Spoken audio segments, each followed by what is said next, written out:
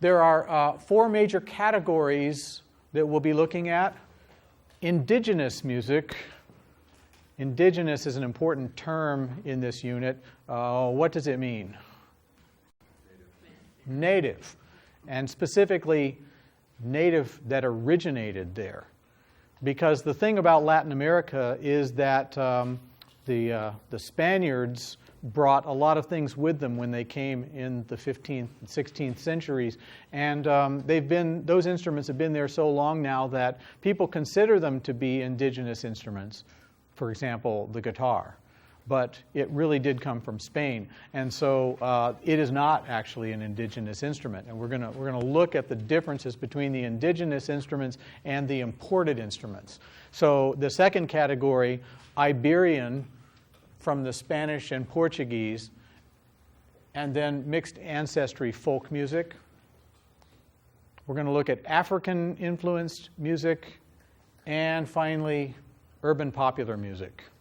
Those four categories in this unit. Your PowerPoint does a brief synopsis of the people who live in this region. Of course, the indigenous people, the Inca, the Aztec, the Mayan civilizations that were there first, but then, of course, the Spanish conquest in the 15th and 16th centuries brought a lot of change and destroyed a lot of the population and a lot of the original culture. And the Spaniards brought with them not only their music, but also their religion, which was primarily Catholic, and they pretty much forced it on the people who were there.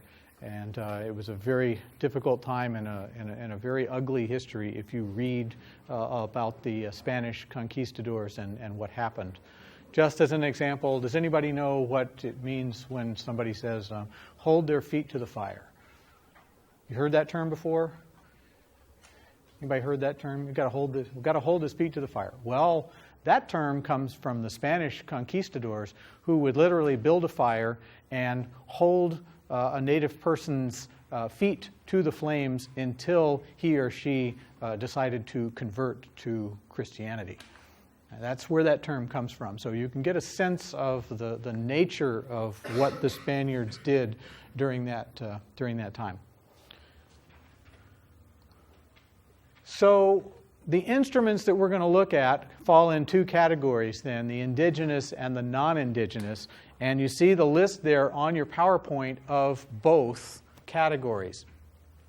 First of all, we have flutes, which are known as quenas. And this is a cheap version. This is the $5 version of a quena that you can buy when you go to the Ozark Empire Fair.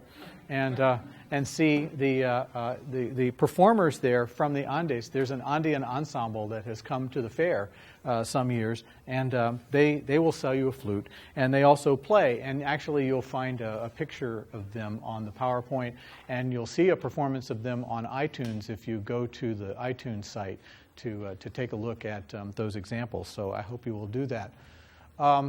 So we're going to see those.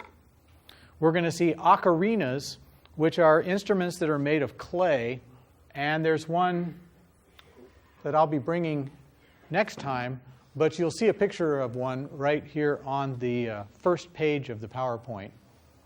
How many people have an ocarina here? Okay, yeah, several people do. Typically, they're made of clay.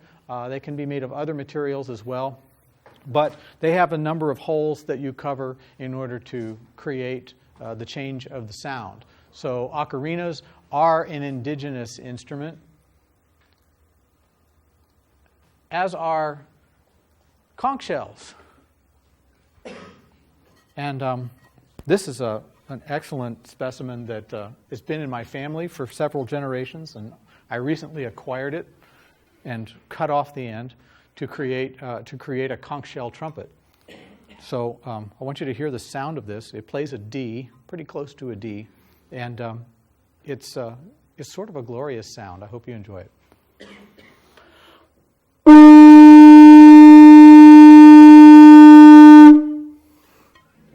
It's kind of overwhelming, isn't it? Anybody think of Lord of the Flies when they heard that? Yeah.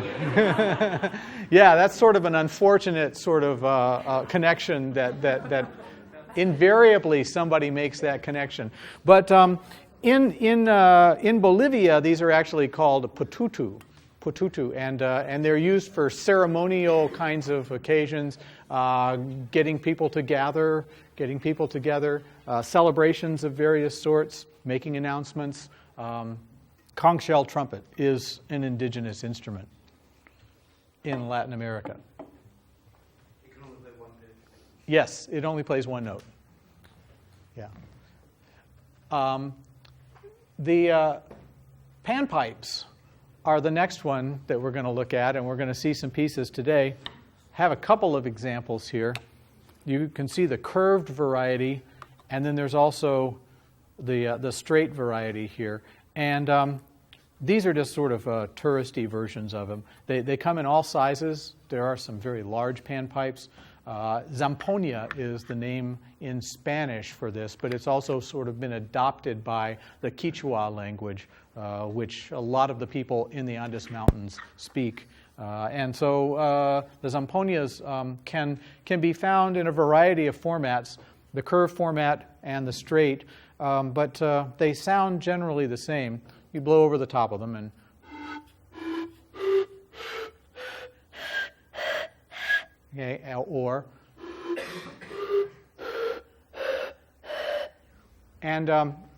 I'm not a very good Zamponia player, so you'll have to be generous about listening to this. But you may have heard that they don't actually play every note of the scale from a Western sense. They sort of are skipping some notes from time to time. And we're going to talk about why that is and what the remedy for that is as we begin to talk about the literature for the Zamponia. Various percussion instruments are also going to be studied, including this one, which is, in this case, literally the jawbone of an animal which has rattling teeth. And so you strike the instrument, and I'm not going to strike it very hard because I don't want to break this, but you can see the sound that you're going to get from this. So we're going to talk about this. And there's of course a version of this instrument is used in bands and orchestras in the Western world, but it doesn't look authentic like this. This is the real thing. Okay, this is the real jawbone. So that's definitely indigenous. We also have these rattles made out of toenails of animals. Hoofs, parts of the hoofs of animals have created this instrument. Yes. The jawbone? Yes. It's probably a donkey. Yeah. Or burro, yes. Can you use other jawbones? Does it have to be a donkey? Like a human? This is the one that... Ooh, the question, has arisen, could it be a human jawbone? I have no knowledge about that at all. I have no idea. Typically, it is the jawbone of a donkey or a burro. That's what's usually used for this case. The imported instruments are mostly string instruments that are found in Latin America now, including the guitar, the violin, and the harp, all of which figure prominently in this chapter. But you have to realize that while people in Latin America may believe that those instruments are indigenous, they are in fact imported. They all came from Spain. So we'll want to keep those things straight and eventually be able to associate the names of these instruments with particular compositions that we're listening to in this unit. So be aware of that. Here's a picture on your PowerPoint of some Andes musicians in the mountains of Bolivia. And these musicians are performing cantu, Bolivian cantu, which is one of the first examples on your CD. We'll get to that in just a minute, but I wanted to show you that picture. Also, a picture from the Ozark Empire Fair of musicians playing quenas and also zamponia. So three of those instruments, several of those instruments that we've studied here are shown in these pictures, some of which came from various sources, but I took the picture here from the fair. And those are the guys who sold me the inexpensive quena that's over there on the piano right now. Okay, so let's get to the music. And let's look at a style from Chile called Nueva Canción, which literally translates as new song. And the Nueva Canción typically has been about political change, the need for political change, the need for people to be treated more fairly, and the need to perhaps get rid of a government that is not treating these people fairly. So the song that you see in your example in the book, El Aparecido, is about a particular person. And if you turn to that section of your text, you'll see the actual translation there. This is on page 418 and 419. El Aparecido. We're going to listen to this song, and then we're going to talk about the meaning of the words, who it's written about, and then also the rhythmic aspects of what's going on here. So let's listen to a bit of this. It's track 8, CD 4 in your set.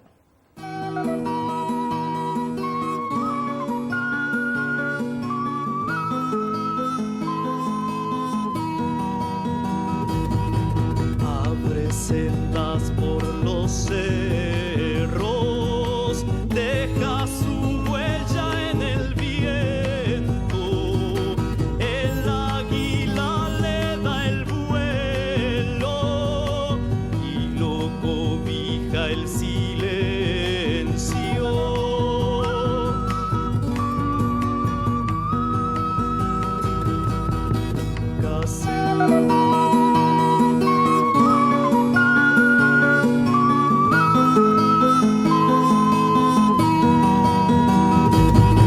Abre sendas por los cerros, deja su huella en el viento.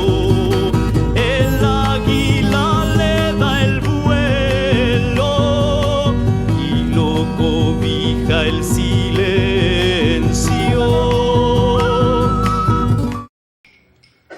Let's look at the text of El Aparecido. He opens the pathways through the mountains, leaves his mark on the wind. The eagle gives him flight, and silence envelops him. Never has he complained of the cold, never has he complained of lack of sleep. The poor man senses his step and follows him like a blind man. Run, run, run, here, here, over there. Run, run, corale, corale, corala. Okay, who are they writing about? Who is he? Who? Who is he that they say, he opens the pathways through the mountains? Who is that? No, it's not Jesus. Who are they writing about? They're writing about Che Guevara. Who was Che Guevara? I'm sure you've seen his picture before. You just don't know it. Where was Che Guevara from? He was not originally from Cuba, although he did assist in the Cuban Revolution. He was originally from Argentina, and Che Guevara was one of the people who helped Juan Perón come to power back in the 1940s. And if you've seen Evita, for example, the musical Evita, Che Guevara is an important character in that show, although he has sort of become a foil for Evita in that particular show. But after he had sort of worn out his welcome in Argentina, he moved on to Cuba and helped Castro come to power there. And then he moved from country to country in Latin America, assisting with revolutions until ultimately somebody killed him. Because the thing about revolutionaries is that governments that are in power don't really like having those guys around, especially after they help you get to power. You know, they don't really want a revolutionary around anymore to maybe take power away from you. And so they tend to say, well, you know, maybe it's time for Che to go somewhere else. And so he tended to go from country to country wherever revolution seemed to be happening. That was what he was attracted to. And so that's what he's very famous for. This song, El Aparecido, is about Che Guevara. Run, run, run. Run here, run there. They're after you. You have to run away.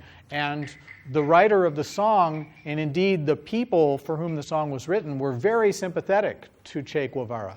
And so this is a song saying, run, because we don't want them to catch you. We want you to succeed and to continue to do what you do. Now, who wrote the song? Have you read the text yet?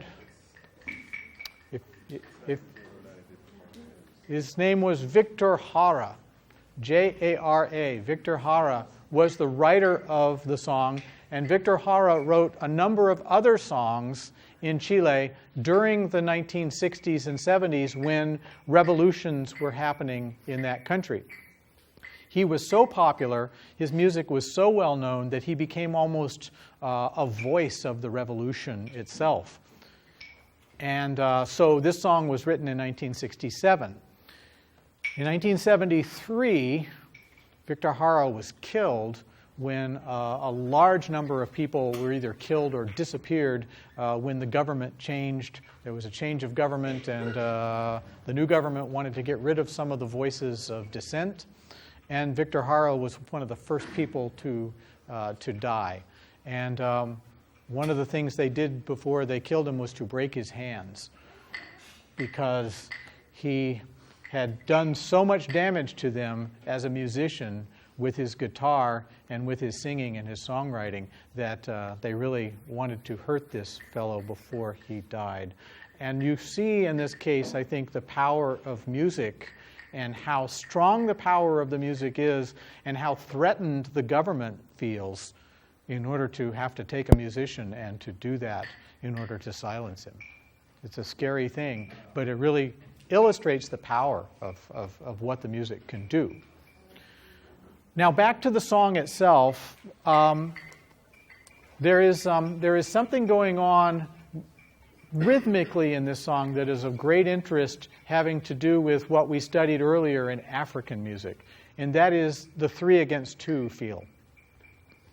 3 against 2. You remember when we set up drums and we did 3 against 2 from this side to that side earlier in the course, and that was when we were studying Agabet Kor and African music. Well, the same kind of 3 against 2 is happening here, but in a slightly different way. It's in a way that has a special term called sesquialtera. And it's a term I want you to know, having to do with the 3 against 2 feel. So, for example, if you have a measure of music that is divided into 6 parts. So if we have 1, 2, 3, 4, 5, 6, okay? If we have 6 parts here, we're going to divide that up. And we have 2 ways of creating accent here. We could create accents that go 1, 2, 3, 4, 5, 6, so that we're singing 1, 2, 3, 4, 5, 6, 1, 2, 3, 4, 5, 6. We can do it that way. Or we could take those same 6 beats and we could shift the accents to this spot. 1, 2, 3, 4, 5, 6. 1, 2, 3, 4, 5, 6. Like that. Or we could do them both at the same time. And if we do them both at the same time, then we create that rhythmic 2 against 3 pull. Because here we've divided the measure into 3 parts, but in the other format, we divided it into 2 parts. And if we do that, then we get 3 against 2. Let's try it again for old time's sake. Let's clap on this side of the room. 1, 2, 3, 4, 5, 6. 1, 2, 3, 4, 5, 6. 1, 2, 3. And on this side, we're going to go 1, 2, 3, 4, 5, 6. 1, 2, 3, 4, 5, 6. 1, 2, 3, 4, 5, 6. 1, 2, 3, 4, 5, 6. 1, 2, 3, 5, 6. 3, 4, 5. Speed it up.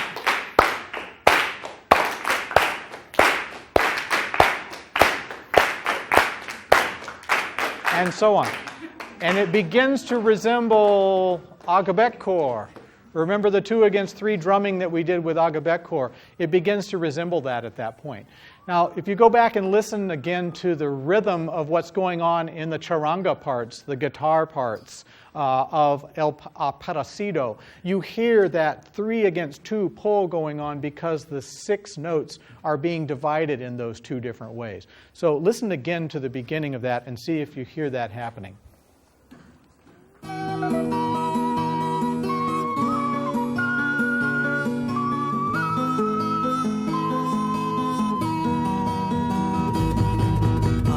Sendas por los cerros, deja su huella en el viento, el águila le da el vuelo y lo cobija el silencio.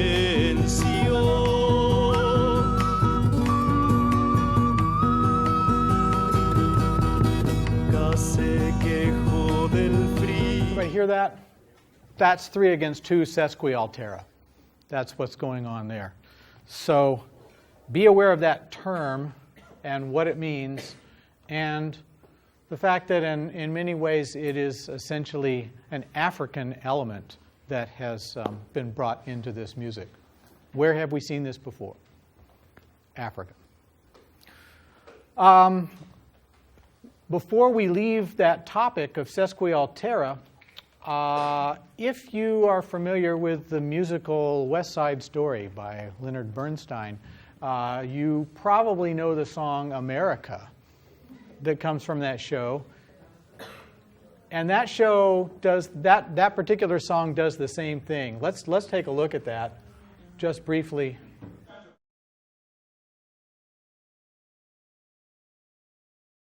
An example of a mainstream American composer taking the Latin American sesquialtera and bringing it into the song to try to give a Latin American flavor to this particular song. And it was, of course, quite famous, having been a major hit for many years, West Side Story.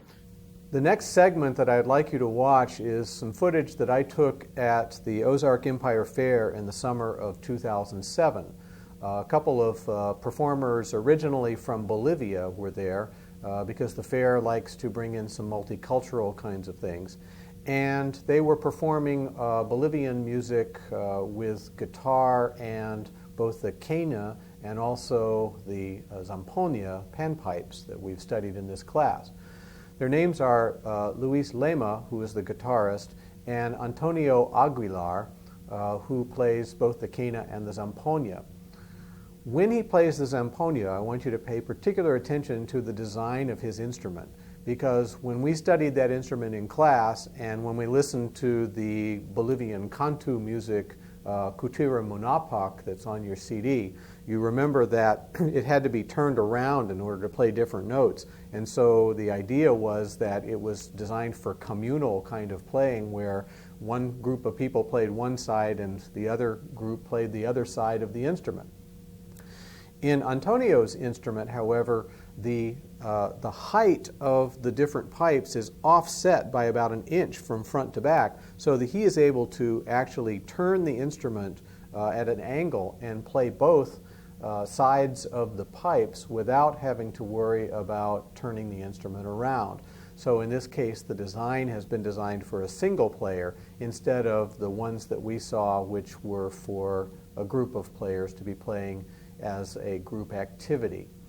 Hope you enjoyed this performance by Luis Lema and Antonio Aguilar.